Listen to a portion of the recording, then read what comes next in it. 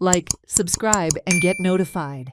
Strong winds that hit the Maem constituency on Tuesday, 25th March, caused severe destruction, with Mayem and Chodan villages suffering damages worth crores of rupees. Trees fell on houses and electric poles, leading to significant property loss and power outages. Villagers, along with local representatives, inspected the affected areas where multiple trees had collapsed. Several homes in both villages were severely impacted, with uprooted trees falling on at least 6 houses, damaging roofs and structures. Additionally, the storm caused significant disruption to the electrical infrastructure, with over 40 electricity poles damaged. The fallen poles led to the destruction of power lines, leaving many households without electricity even 3 days after the storm.